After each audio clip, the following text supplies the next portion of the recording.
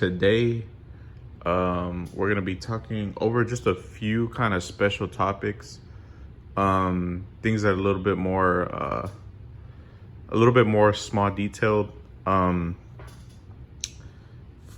when it comes to, I don't know, maybe like I don't know what audience I'm trying to target here, but I think it's gonna be mostly because a lot of us that have been buying guns for a while, for over a year or 2 years, and have tried different products, different guns and stuff like that. I think we kind of already know the game, and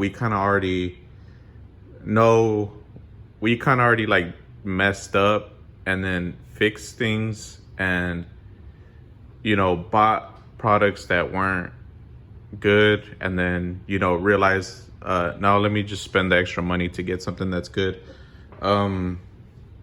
And so we kind of already have that wisdom, that knowledge. So I guess this is going to be targeted more towards new gun buyers, and just giving them a heads up on certain things. I guess the first thing I want to talk about is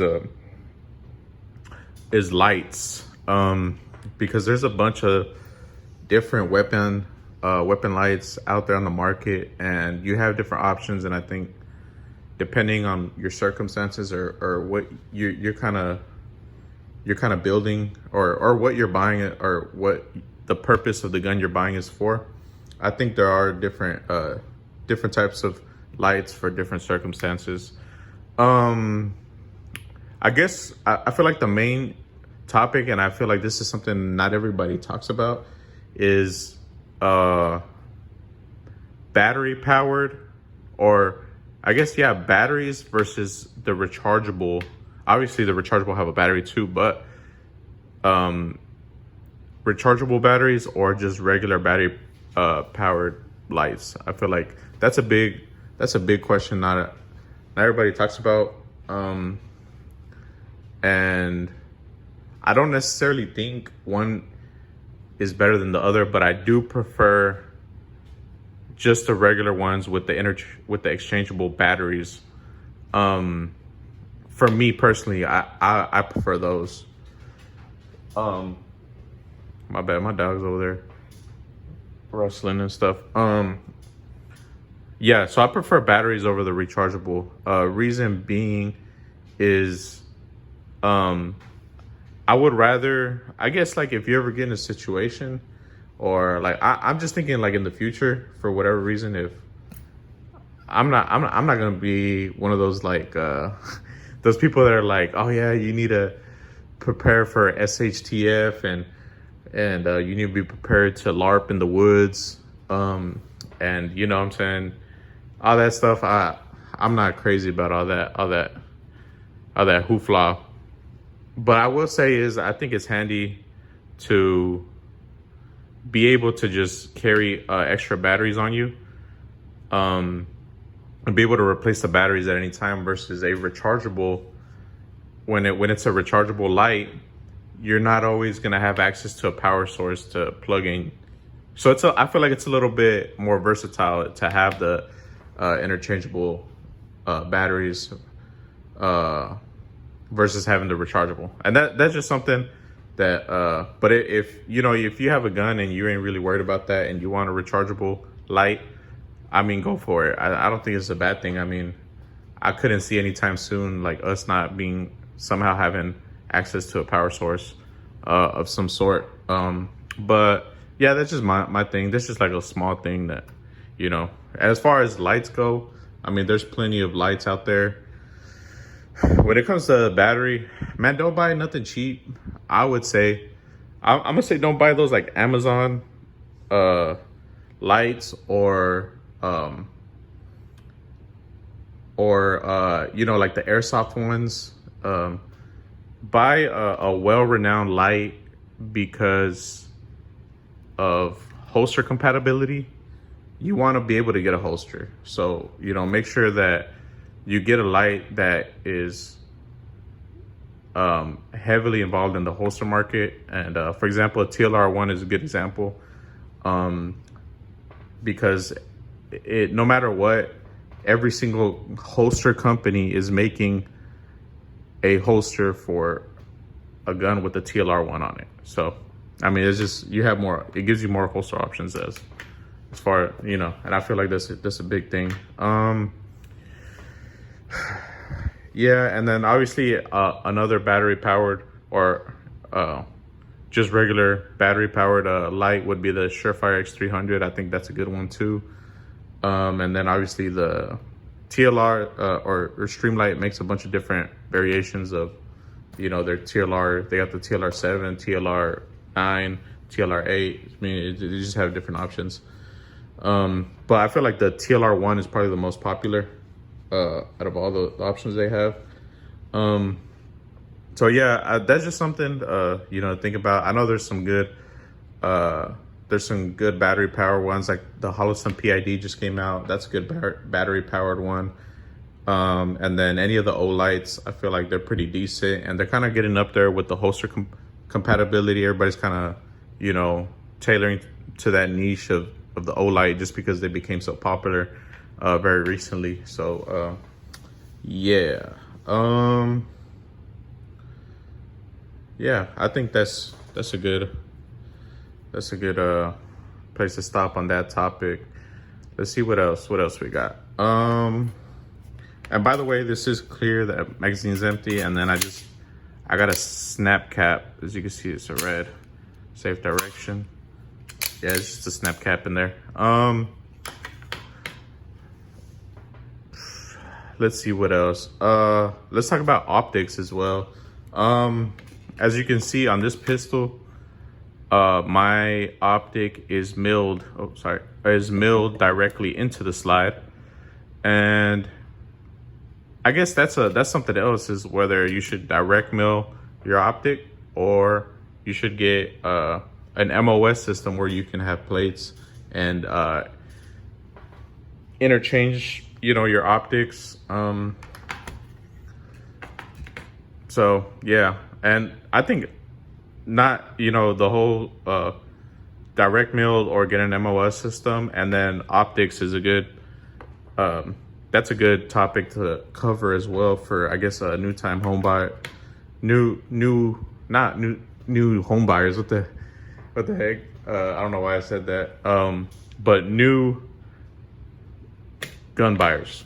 So, well, let's start on the direct milled versus optic plates, optic system.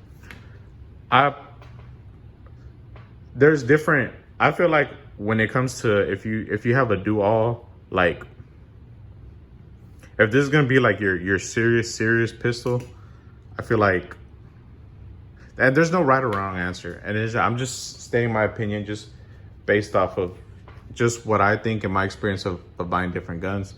I like the idea of having a direct milled optic.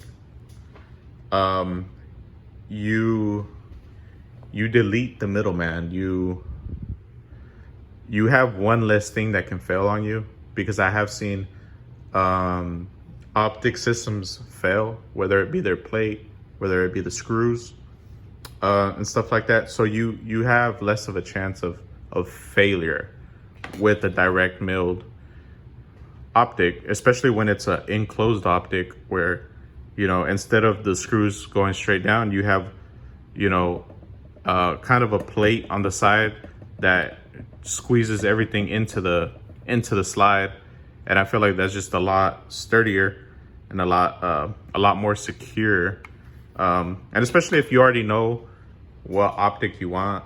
For example, I mean the Holosun, this Holosun 509T, I mean it's a proven optic, and I knew it was something that once I got it and invested the money in it, it's not something I was gonna want to change. I know because it's already a proven optic. I mean, even what is that guy's what's that dude's name that like heavily tests like every optic and pistol? It's I think it's like Dynamic Systems or something like that. Yeah, I think it's Dynamic Systems, or yeah, I think it's Dynamic Systems. But there's a guy on YouTube that torture tests popular optics and pistols, and I think he put like 10,000 rounds through this optic, and he did various. I think every 500 rounds he did drop tests and like racking it off stuff and stuff like that. So once I saw that myself, I was like, okay, this is definitely an optic I can rely on, and it's a proven design. So I gave it the green light, and yeah, and I decided to go with this one, and so far I have no regrets. I really like the optic. To me, out in the market, I feel like it's the best enclosed optic because it has one of the biggest windows while still maintaining the smallest profile. I mean, the other ones like the Aimpoint Acro and whatever other, like the Siley Cyclops, I think it is, and the what is that? The Swan Fox, the Kraken. I mean, those are just humongous.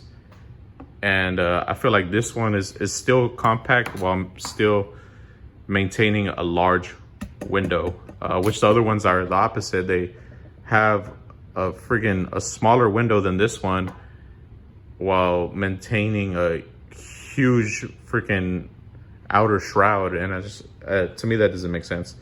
And this has already been proven as far as reliability and it, withstanding drop tests and stuff like that. So yeah, I think the only one that competes with this one, in my opinion, is the new Trijicon RCR. I think it's the RCR, but it looks exactly like this. They essentially just took this design and did their own rendering of this design, which is fine. I mean, that's what competition and market and capitalism is for. So yeah, but I mean, if you have like a competition gun or something, where you want, or kind of like just a range gun where you want different optics, you want to try testing different optics and stuff like that, I feel like a MOS system does work a little better for that. Obviously, because I literally can't put any other optic except for this one on here, because this is a proprietary. It's not like the Aimpoint Acro, where like I think the Acro and the Steiner and like there's other optics that have that same footprint. So, and this is a proprietary footprint. So this is the only optic I can use on here, which I'm perfectly good with, because for me, I mean, this is as good as it gets.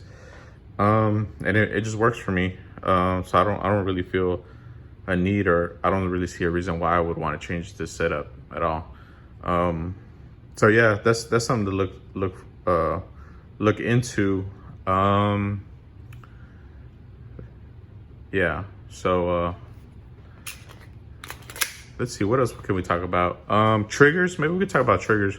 I mean, that's all up to you. I feel like if I don't know, triggers is such a I don't know, triggers, man. I mean, meh. Triggers. What can I say about triggers? I did order a Glock performance trigger, so I'll be testing it. I'm gonna be testing it first before I actually use it. I know Glock is advertising it as a competition trigger, and they're specifically saying it's not a duty trigger. But in my opinion, I think the reason they do that is because certain triggers aren't certain trigger pulls, like the poundage, if it's below a certain amount. I think if it's below like 3.5 pounds, it's not duty rated, or like police departments won't allow their officers to carry that. So I think that because it's 3.5 or below, I think that's why they don't allow it. But the one that I ordered is the latest version of it. I think they came out with 3 versions. One with like a 3-pound trigger pull, one with the 3.5, and then the one I ordered is a 4.5 pound one, just because I wanted to use it here, and I felt like 3 pounds, 3.5, I think it was too light. For me, it's too light. So the one I got is it says on the packaging that it's at rated at 4.5 pounds. So I think, I think I'm definitely gonna test it out, and if I don't have any reliability issues with it or anything like that, I'm definitely gonna use it on this one. I also have a magwell coming in. I got the Glock OEM magwell, so that's something to look forward to. I'll make a video on those two items whenever I get them in. Let's see, what else can we talk about? Touching more a little bit on optics. Man, that's a whole different ball game on optics. Choosing an optic, man. Look, if it's your this is what I'm gonna say. If this is your first gun build, don't waste your money. Get something that it's known and proven, like a TLR1, or a Surefire, and then get something that's known and proven for an optic. Whether it be Trijicon, whether it be Holosun. Holosun is proven, and I feel like all those other companies that are like coming out with stuff like Swamp Fox, like Siley, I think it's pronounced. They're getting a lot of traction because they're getting, I guess they're paying people to promote their products, and you need to be careful of that. That's not always a good thing. I mean, it's a good thing for creators and it's a good thing for upcoming companies, but it's not always a good thing for consumers like us who are actually spending our money on that stuff and not just having stuff sent out to us. So I would get something that's for your first gun. If it's your first gun, your first build, and it's going to be your dual pistol, I would just recommend getting something that it's going to work, and that's been proven. And then, if you want to do, after that, do another build and then kind of play with stuff and test products out, then, I mean, that's up to you. But at the end of the day, and that's just me, and the reason why this is the reason why I'm making this video, is because when I came into the gun industry and I started buying guns and stuff, I didn't have anybody, or I never saw any videos of people saying stuff like this for, giving kind of tips for new gun buyers. So all I did was I would just Google, I would go on Google and be like, gun light. And then all these random things would pop up, and I would buy a light that I just thought was cool.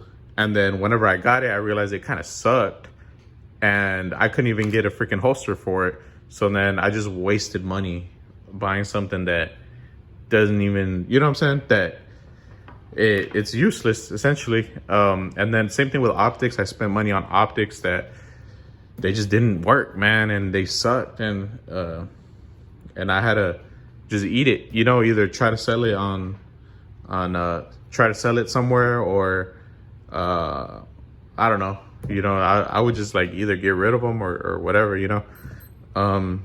and same thing with guns. Okay, so the same concept I think applies to when choosing your first gun. When you get your first gun, don't get something that is like kind of a gimmick, or like something you're kind of just choosing because it's cheap, or like people are promoting it on social media. I would just get something that's proven. Get you an M&P, get you a Glock, get you FN. Yeah, you could do a FN if you want to do that. To me, they're a little bit overpriced for the money. They're a little overpriced, but the quality is good. But I mean, there's just so many guns out there that to choose from, and I would say SIG, but personally I don't like SIG. I don't. And then be wary too of like, be wary of those dudes in so you can't, okay, I'm gonna say this. When you enter a gun shop, you can't always trust the person selling you the gun when you go into a gun shop, because a lot of the times they're die hard. They're just die hard for a brand, and sometimes that brand isn't really all that great. They just want to be different than everybody else. For example, I have two examples. So I know one time I went into a shop and I saw this guy trying to sell everybody a SIG, and I'm just they're just like deriding SIG, and they're just like, yeah, SIG is the best. They got the FCU, the military has it, and P320, man, P320 is the best, and they're just like super deriding SIG, and like almost acting like they're freaking sponsored by SIG. So, and and obviously like they're not even telling the customer about all these problems that the SIG P320 has, of them firing on their own, and and SIGs are known for malfunctioning. A lot of people who do actual reviews, and not like paid where they got sponsored by SIG to do a review, but like people who actually test these guns with the SIG P320, they have a lot of issues, whether it be like stovepipes or jams, or the whole thing with them going off on their own. And it's just but people will sell that to you just because that's their preference, or they want to be different, or they don't, what I'm saying, whatever. And the second thing to that is, there was another time where I was in a gun store, and freaking there was this dude that was like a diehard like Ruger fan, and he was trying to like promote Rugers over Glocks and M&Ps, and he was claiming that Ruger was better than M&Ps. And people would just like say crazy stuff just to like, all I'm gonna say is just beware. Do not always trust the person selling you the gun, because they're not always the smartest. Just because they work there doesn't mean they know everything about guns. I would pick you a couple good gun reviewers on YouTube that are well pronounced, and watch their reviews on those guns. Kind of like the Honest Outlaw. He's one of them. He does like very honest reviews on guns, and he actually puts thousands of rounds through them and gives you an honest take on his experience with the guns. And so he's somebody I would trust.